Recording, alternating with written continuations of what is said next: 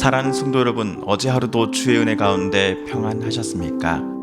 2021년 10월 19일 화요일 아침 매일 성경 말씀 묵상 시간입니다. 다 같이 사도신경으로 신앙 고백하며 오늘 말씀 묵상 시간 함께 시작하겠습니다. 나는 전능하신 아버지 하나님 천지의 창조주를 믿습니다. 나는 그의 유일하신 아들 우리 주 예수 그리스도를 믿습니다. 그는 성령으로 잉태되어 동정녀 마리아에게서 나시고 본디오 빌라도에게 고난을 받아 십자가에 못 박혀 죽으시고 장사된 지 사흘 만에 죽은 자 가운데서 다시 살아나셨으며 하늘에 오르시어 전능하신 아버지 하나님 우편에 앉아 계시다가 거기로부터 살아있는 자와 죽은 자를 심판하러 오십니다. 나는 성령을 믿으며 거룩한 공교회와 성도의 교제와 죄를 용서받는 것과 몸의 부활과 영생을 믿습니다. 아멘. 오늘 우리가 함께 읽을 기록된 하나님 말씀 출애굽기 제25장 31절에서 40절까지의 말씀입니다.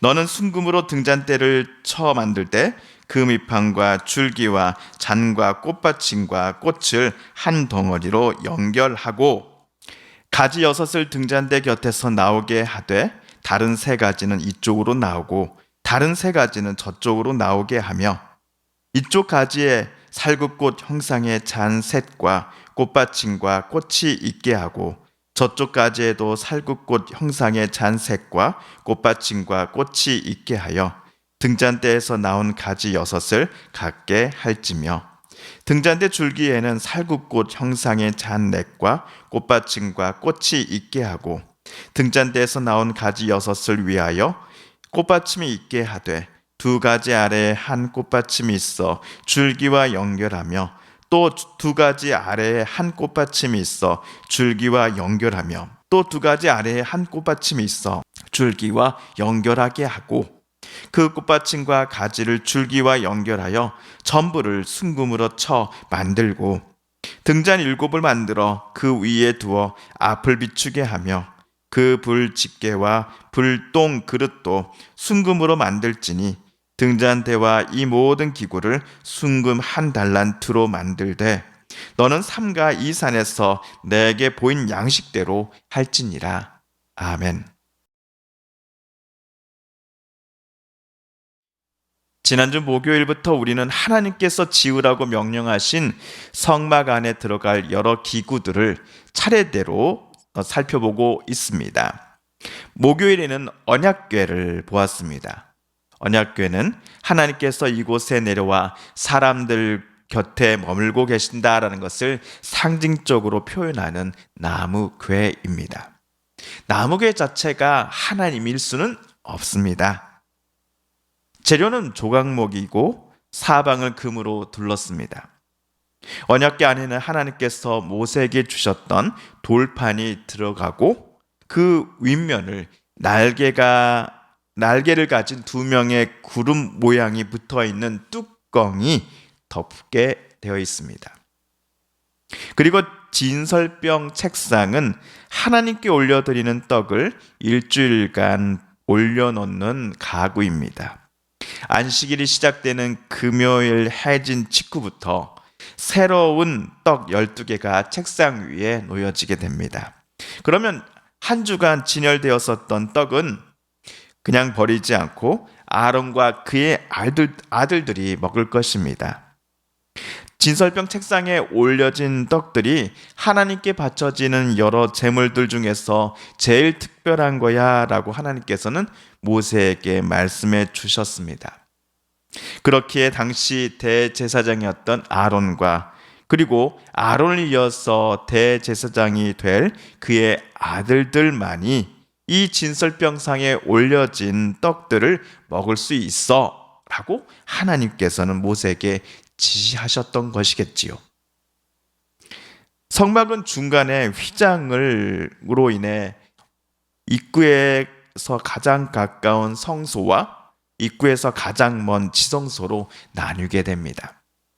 이 2곳 중 진설병 책상은 입구에 가까운 성소에 배치됩니다. 반면 언약궤는 휘장을 지나 지성소에 가져다 놓아야 합니다. 하나님께로부터 두 가구를 만들라라고 한 지시를 모세가 들을 때에 이스라엘은 이집트를 탈출하고서 가나안 땅 입성 전까지 계속해서 어디론가 이동해야 하는 중이었습니다.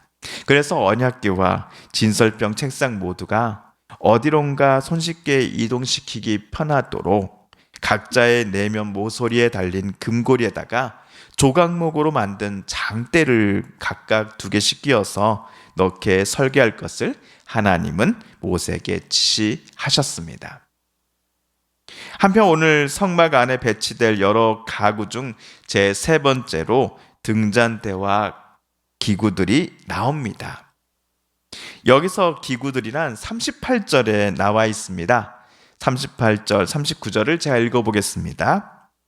그 불집게와 불똥 그릇도 순금으로 만들지니 등잔대와 이 모든 기구를 순금 1달란트로 만들되 38절에 나온 것처럼 불집게 그리고 불똥을 치우는 그릇은 등잔대와 함께 만들어야 하는 기구들입니다.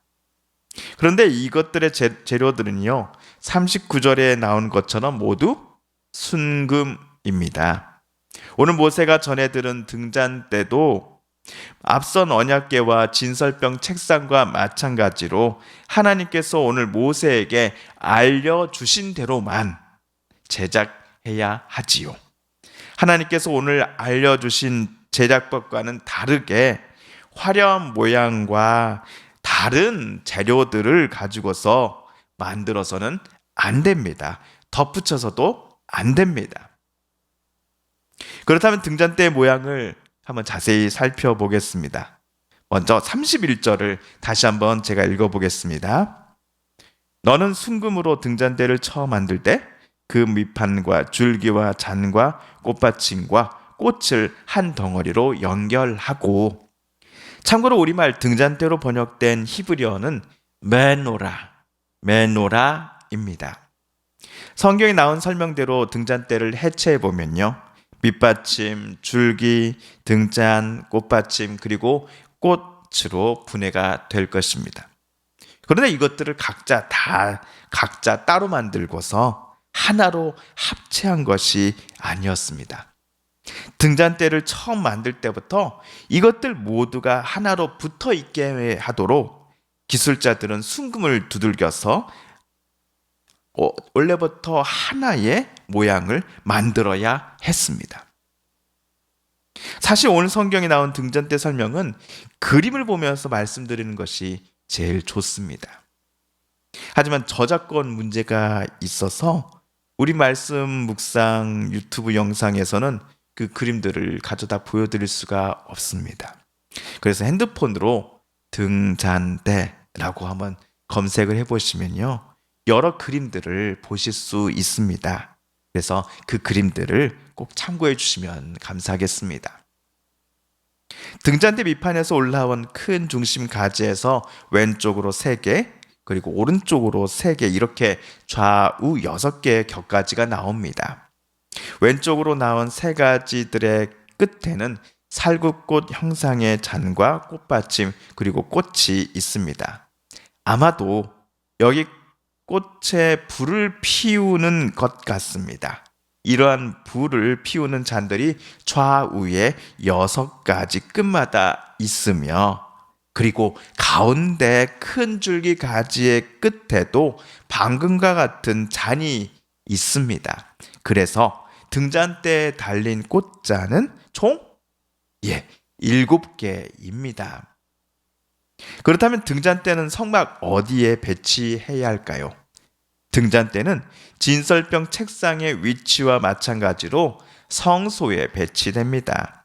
휘장을 우리가 정면으로 바라보고 있다라고 상상해 보시면요, 등잔대는 왼쪽 편에 위치해 있고요, 오른쪽 편에는 진설병상이 놓입니다. 휘장 바로 앞에는 앞으로 보게 될 분향단을 배치해야 합니다. 모세는 나중에 산에서 내려와 오늘 하나님께로부터 지시받은 제작법에 따라 등잔대를 똑같이 만들었습니다. 레위기 24장 3절 그리고 4절을 제가 찾아 읽어보겠습니다. 아론은 회막 안 증거궤 휘장 밖에서 저녁부터 아침까지 여호와 앞에 항상 등잔불을 정리할지니 이는 너희 대대로 지킬 영원한 규례라. 그는 여호와 앞에서 순결한 등잔대 위에 등잔들을 항상 정리할지니라. 방금 추가로 읽은 레위기에서 알 수 있듯이 등잔불을 관리하는 일은 아론의 몫입니다. 등잔대 7가지에 달린 꽃불에다가 불꽃에다가 불을 켜고 끄는 일은 이스라엘 중 대제사장인 아론만이 담당할 수 있었습니다.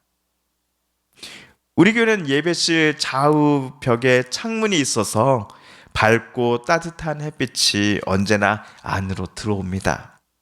하지만 하나님께서 모세에게 만들라 하신 성막은 우리처럼 창문이 없습니다.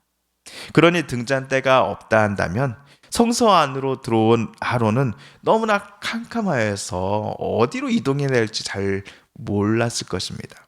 힘들었을 것입니다. 그러나 등잔대의 역할은 단순히 성소 안을 밝히는 것만이 아니었습니다. 등잔대 꽃잔에서 피어나는 불꽃은 하나님의 임재를 상징했기 때문입니다. 늘 꺼지지 않고 빛을 발산하고 있는 등잔대를 바라볼 때에 아론은 물론이요, 아론을 도와 대제사장 역할을 담당하게 될 이 아론의 아들들은 하나님의 임재를 늘 깨닫게 되었을 것입니다. 늘 꺼지지 않는 등잔대 불꽃을 바라볼 때마다 아론과 그의 아들들은 하나님을 언제나 두려워하게 되었을 것입니다. 하나님과 이스라엘 자기 동포들 앞에서 진실하고 거룩하며 신실하게 살아갈 것을 등잔대 앞에서 그들은 다짐하게 되었을 것입니다. 사랑하는 성도 여러분, 오늘은 우리가 등잔대에 대해서 함께 살펴보았습니다. 오늘 말씀을 읽으실 때 하나님께서 저와 여러분에게 깨닫게 해주신 교훈과 말씀, 들려주신 음성을 기억하시며 이 시간 우리 함께 기도드리길 원합니다. 우리 성도님들과 가족들 중에 하나님의 고쳐주심과 일으켜 세워주심, 또 치료해 주심을 놓고 간절히 기도하는 분들이 계십니다. 이 시간 우리 또 그분들의 이름을 부르며 함께 기도하겠습니다. 한편 어제 강백정 권사님께서 하나님의 부르심을 받으셨습니다.